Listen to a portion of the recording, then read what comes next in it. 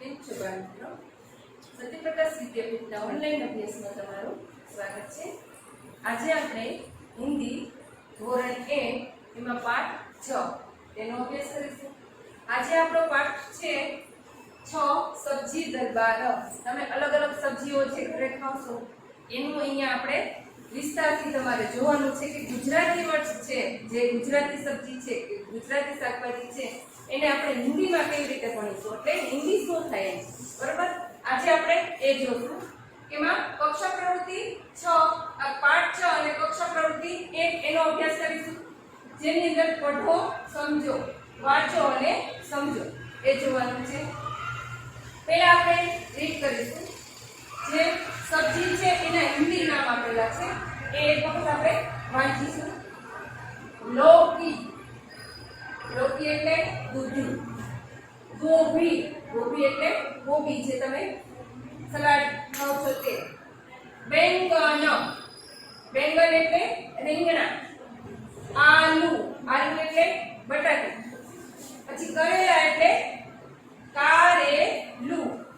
ફૂલગોબી, ફૂલગોબી એટલે ફુલાવર. ટમાટર, ટમાટર એટલે ટમેટું. અને મટર, મટર એટલે બટાણા. चलो જોશું અહીંયા પહેલા આપણે ऊपर दिए हुए शब्दों में से सही शब्द चुनकर चित्र के सामने लिखो. यहाँ दोनों जगह चित्र दिए हुए हैं, इसमें हिंदी वर्ड्स, हिंदी शब्दों લખવાના છે.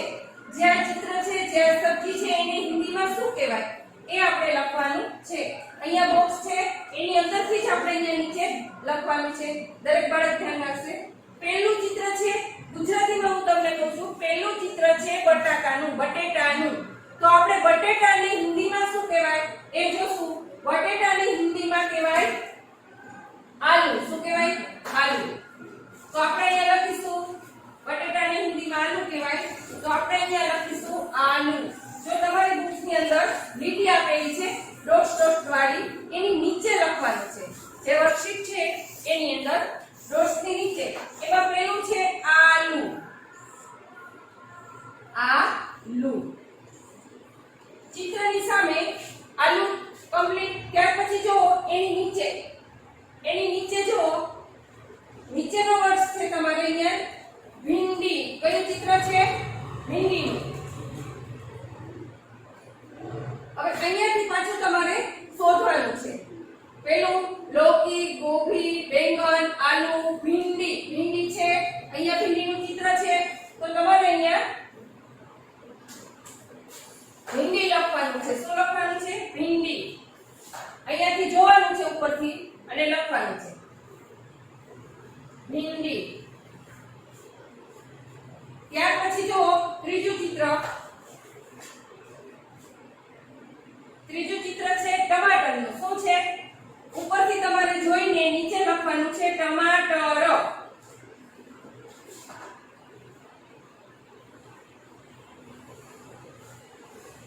ટમાટર. ત્યાર પછી ચોથું ચિત્ર જુઓ. ચોથું ચિત્ર ગોભીનું છે. શેનું છે?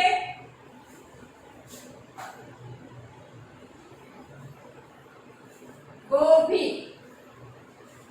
ફરીથી પાછા આપણે ઉપર જ લઈશું. 5 ચિત્રો અહીંયા સુધી આવ્યા.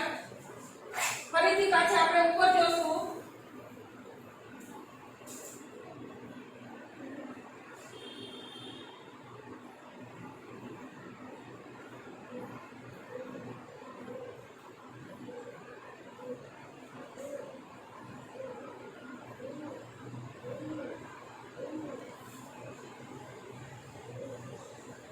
એમાં ચિત્ર છે મૂલી. મૂળો જે આપણે ગુજરાતીમાં કહીએ છીએ તે મૂળાને હિન્દીમાં મૂલી કહેવાય. અહીંયા આપણે લખીશું મૂલી. તમારે ઉપર જે આપેલું છે વર્કશીટની અંદર એમાંથી જોઈને લખવાનું છે નીચે. પણ તમારે સબ્જીને ઓળખવાની છે. હિન્દીમાં એને શું કહેવાય તે. બરોબર? પછી હિન્દીમાં એમાં ઉપરથી જોઈને જ નીચે લખવાનું છે. ત્યાર પછી છે ફૂલગોબી. અહીંયા લખવાનું છે ફૂલગોબી. ફૂલગોબી. અને ત્રીજું ચિત્ર છે અહીંયા ગાજર. તેનું છે ગાજર. આવી રીતે તમારે કમ્પ્લીટ કરવાનું છે.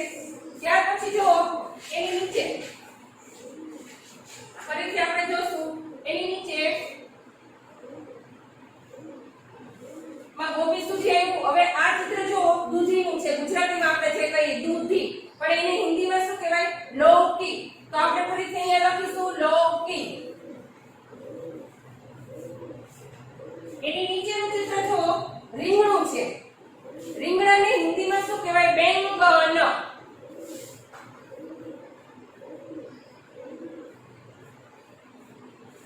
તમારે ઉપરથી ચેક કરીને લખવાનું છે, એમને લખવાનું નથી.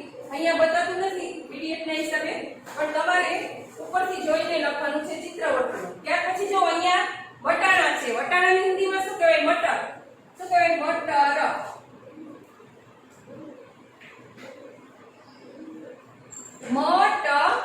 મટર એટલે વટાણા. ત્યાર પછી જો ત્યાર પછીનું ચિત્ર છે કારેલું. હવે કારેલાની હિન્દીમાં શું કહેવાય? કરેલા.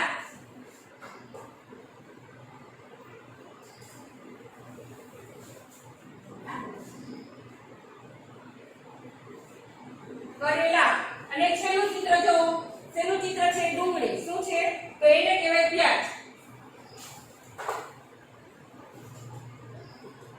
આ રીતે કક્ષા પ્રવૃત્તિ 1 ની અંદર જે ચિત્રો છે, ઉપર વર્ડ્સ આપેલા છે, એમાંથી તમારે નીચે કમ્પ્લીટ કરવાનું છે.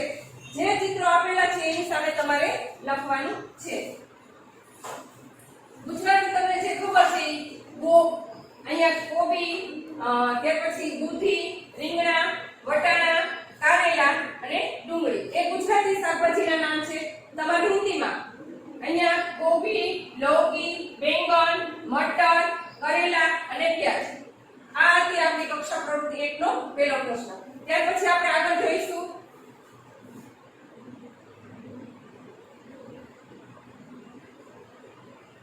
કક્ષા પ્રવૃત્તિ 2. હવે જોશું કક્ષા પ્રવૃત્તિ 2. निम्नलिखित सभी सब्जियों के चित्र नीचे उनके गुजराती नाम लिखे. જે ચિત્ર આપેલા છે એની નીચે જે હિન્દી નામ છે એની નીચે ગુજરાતી નામ લખવાના છે. નીચે આપેલા બધા જ શાકભાજીના ચિત્રોની નીચે તેના ગુજરાતી નામ લખો. હમણાં જે આપણે ગુજરાતી હિન્દીમાં વાત કરી કે બટેટાને હિન્દીમાં આલુ કહેવાય, તો હવે આલુ આપેલું હોય તો આપણે શું લખવાનું? બટાટા. પછી ડુંગળી આપેલું, પ્યાજ આપેલું હોય તો આપણે ડુંગળી લખવાનું છે. અને મટર આપેલું હોય તો આપણે વટાણા લખવાનું છે. અને ભીંડી આપેલું હોય તો ભીંડો. એવી રીતે આપણે કમ્પ્લીટ કરવાનું. ચાલો અહીંયા જોશું. હવે પેલું છે એમાં બટેટું અથવા તો બટેકું જે ભી લખો એ ચાલશે, પણ આપણે તમારી વર્કશીટ ની અંદર બટેકું લખો છો. અહીંયા પેલું ચિત્ર છે આલુ. શું છે? આલુ. બીજું છે પ્યાજ, મટર, ભીંડી, મિર્ચી, મૂલી, બેંગન, ટમાટર, કરેલા અને લૌકી. હવે પેલું છે આલુ, તો એની અંદર આપણે લખીશું ગુજરાતીમાં બટેટું. બટેટું. ત્યાર પછી જો પ્યાજ, તો આપણે લખીશું ડુંગળી. ત્યાર પછી છે મટર. મટર એટલે વટાણા. ત્યાર પછી ભીંડી. ભીંડી એટલે ભીંડો.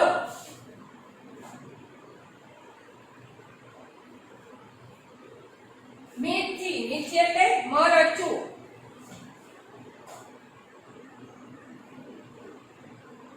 ત્યાર પછી છે મૂલી. મૂલી એટલે મૂળો. મૂળો. અને બેંગન એટલે રીંગણા. ટમાટર એટલે ટમેટું.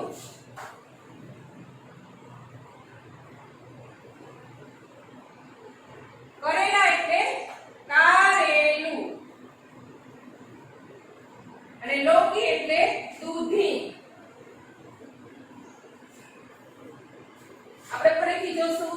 હિન્દી જે વર્ડ છે, હિન્દી જે નામ છે સબ્જીના, એ આપણે ગુજરાતીમાં જોયા.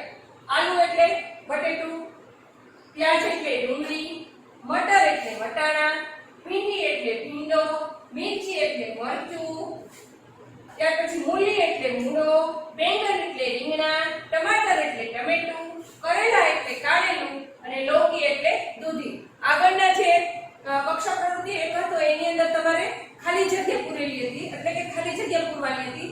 એની અંદર ડોટ્સ આપેલા હતા. એમાં ખાલી જગ્યા હતી, એમાં તમે હિન્દી શબ્દો લખ્યા. હિન્દી સબ્જીઓના નામ લખ્યા. હવે જે હિન્દી સબ્જીના નામ લખેલા છે એનું તમારે ગુજરાતીમાં અનુવાદ એટલે કે ગુજરાતીમાં આપણે શું કહી તે લખવું. બરોબર? આ તો તમને આવડશે જ, બટેટા, રીંગણા, ટમેટા. આ તમારે પાકું કરવાનું છે. યુનિટ ટેસ્ટ આવે એના માટે. બરોબર? બે ટેસ્ટ આવશે એટલે.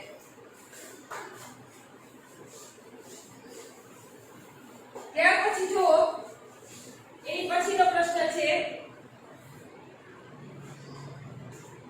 એની અંદર નિમ્નલિખિત રિક્ત સ્થાન ભરીએ. એના પછીનો પ્રશ્ન છે નિમ્નલિખિત રિક્ત સ્થાન. પક્ષાકૃતિ 2 નો પ્રશ્ન છે.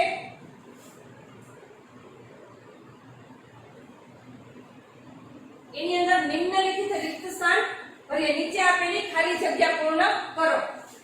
એમાં પહેલું આમાં પહેલી છે આ. હવે તમે જે સબ્જીઓના નામ શીખ્યા ને એના ઉપરથી જ ખાલી જગ્યા છે. તો આ આપેલું છે, તો આ પછી આલુ. આલુ એટલે બટેટા. તો અહીંયા આપણે લખશું લુ, આલુ.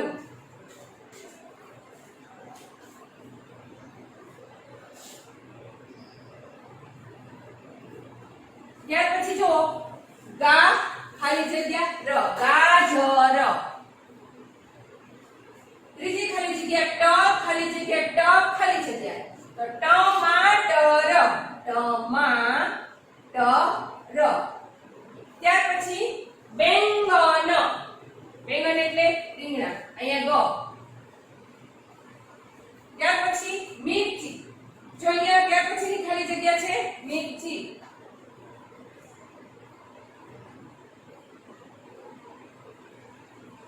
મૂલી. ત્યાર પછી છે મૂલી અને ગોભી. મટર ખાલી જગ્યા મટર. આલુ, ગાજર, ટમાટર, બેંગન, મિર્ચી, મૂલી, ગોભી અને મટર. આલુ એટલે બટેટા, ગાજર એટલે ગાજર, ટમાટર એટલે ટમેટા, બેંગન એટલે રીંગણા, મિર્ચી એટલે મરચું, મૂલી એટલે મૂળો અને ગોભી એટલે કોબી અને મટર એટલે વટાણા. આ પક્ષાકૃતિ 2 નો બીજો પ્રશ્ન આપણે જોયો. કયો? બીજો. ત્યાર પછી જો કસોટી આપેલી છે. શું આપેલું છે? કસોટી. તમારી માર્કશીટની અંદર કસોટી આપેલી છે. એની અંદર જો निम्नलिखित विकल्प में से सही विकल्प चुनकर जो गोल है उसे पूर्ण कीजिए. એની અંદર જો તમારે બટેટાની હિન્દી કીજીએ એટલે બટેટાની હિન્દીમાં શું કહેવાય? બટેટા કા હિન્દી કીજીએ. એમાં પહેલું અ આલુ, બ ટમાટર, ક કેળા અને ડ ગાજર. તો આપણે બટેટાની હિન્દીમાં શું કહેવાય? આલુ. હમણાં શીખી ગયા તે. તો પહેલું ફર્સ્ટ અને અ એને આપણે ઘટ કરીશું. બીજું છે મટર, ગુજરાતી કીજીએ. મટર એટલે વટાણા. હમણાં જે તમને શીખવું તે વટાણા. અ વટાણા, બ બાલ, ક બટેટા, ડ ડુંગળી. તો મટર એટલે વટાણા. તો પહેલો જ ઓપ્શન આવશે અ. એને કટ કરીશું. ત્યાર પછી ત્રીજું टमाटर का रंग कैसा होता है? टमेटाનો રંગ કેવો હોય છે? તેમાં અ સફેદ, બ કાલા, ક નીલા અને ડ લાલ. ટમેટાનો રંગ કેવો હોય? તો લાલ હોય.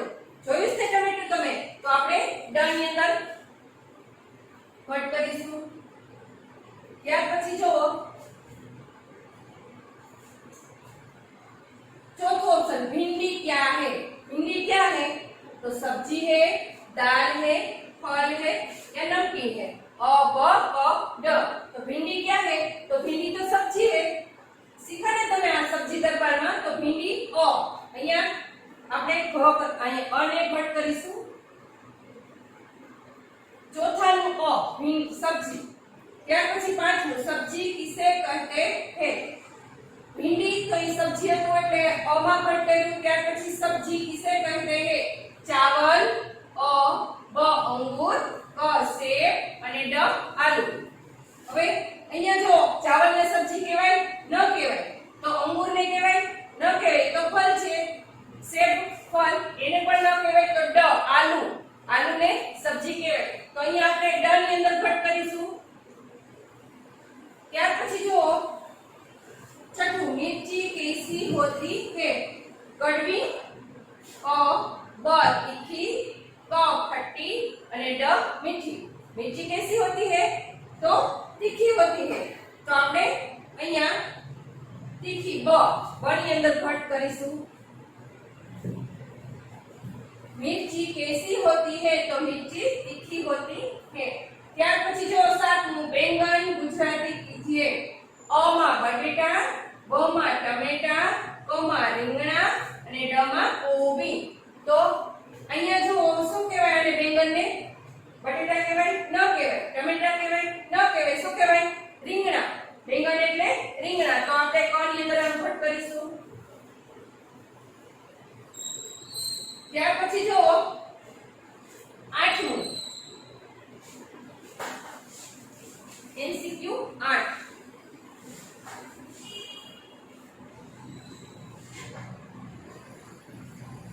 एमसीक्यू 8 ની અંદર ડુંગળી ઊંધી કીજીએ. એમાં અ મિર્ચી, બ પપીતા, ક મૂલી અને ડ પ્યાજ.